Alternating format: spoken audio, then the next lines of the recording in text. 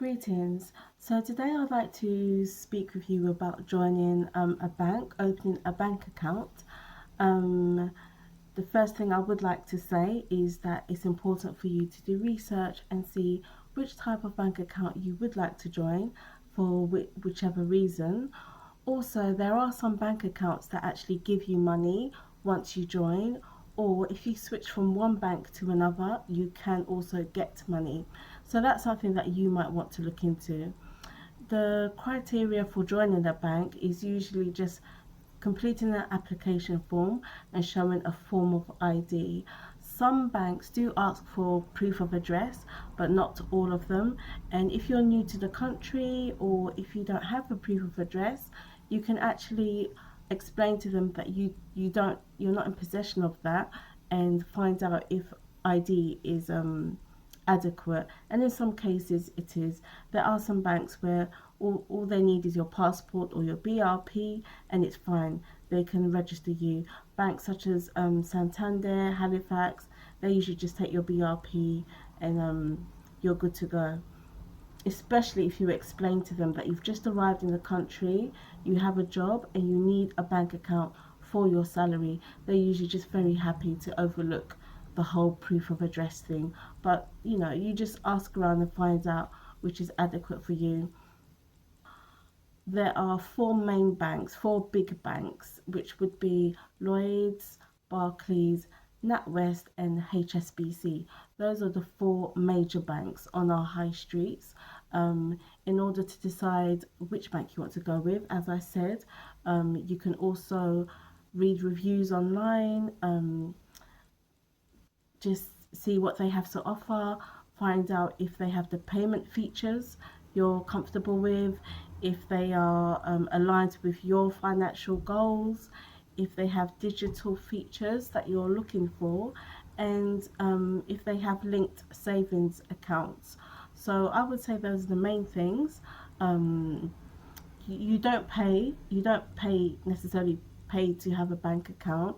That would be in some circumstances, but not usually in those cases with the big four banks.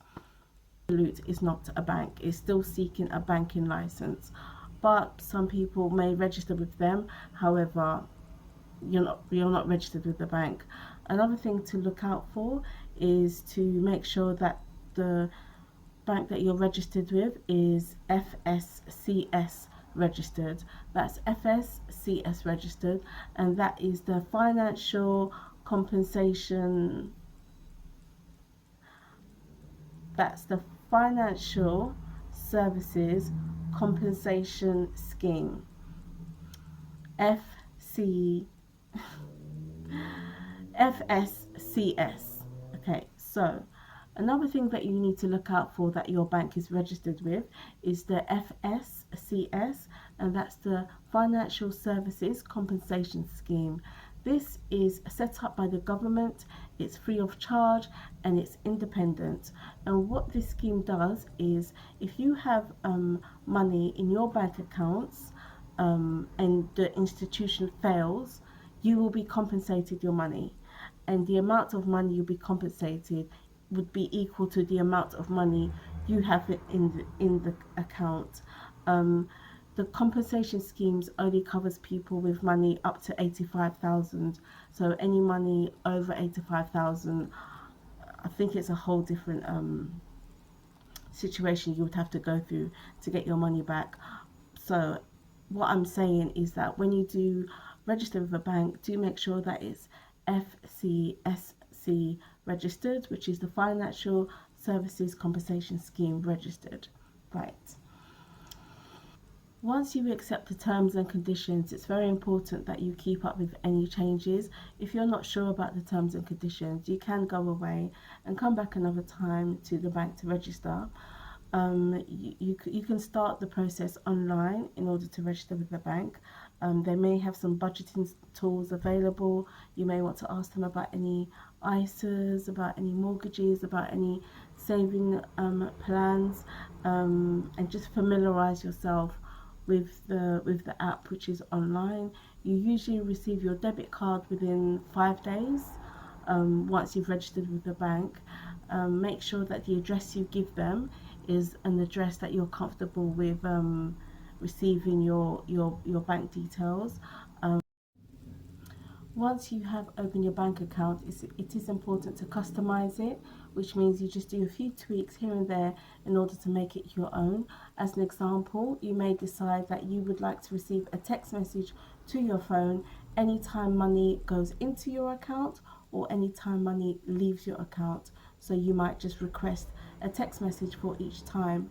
Also, you may decide that you do not want paper bank statements, that you would prefer bank statements to be sent to you online.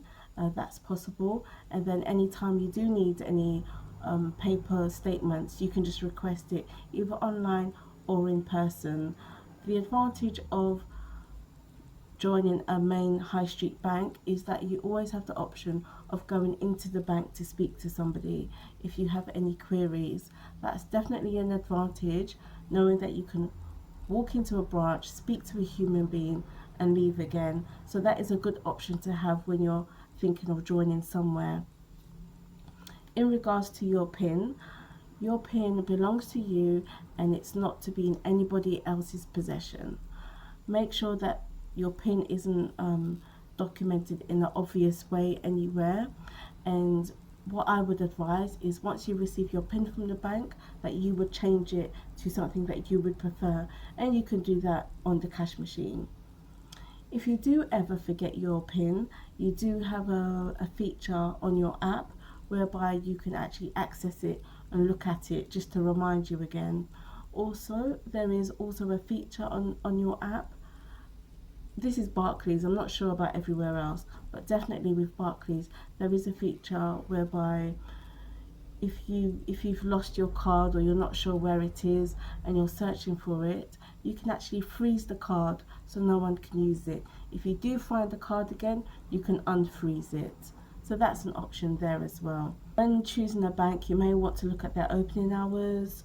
Some banks open on Saturdays, some banks open a bit later than others. I believe Metro Bank have quite long opening hours. Also, again with Barclays, but other banks have the same.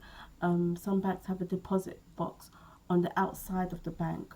So if you have cash that you want to deposit into your account, I do know of Barclays where they actually have a system. They have a vault on the outside of their bank, so practically 24 hours a day you can just deposit cash into your account without going into the branch, which means you can go in there 24/7, so those are little advantages that you may want to look at with different banks. Some people open more than one bank account, perhaps two or three, and that would obviously depend on how you are in monitoring them and maintaining them.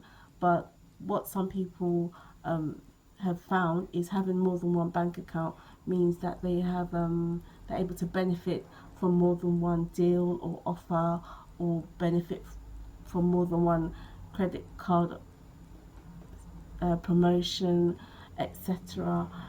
So that's an option. You may want to open more than one bank account.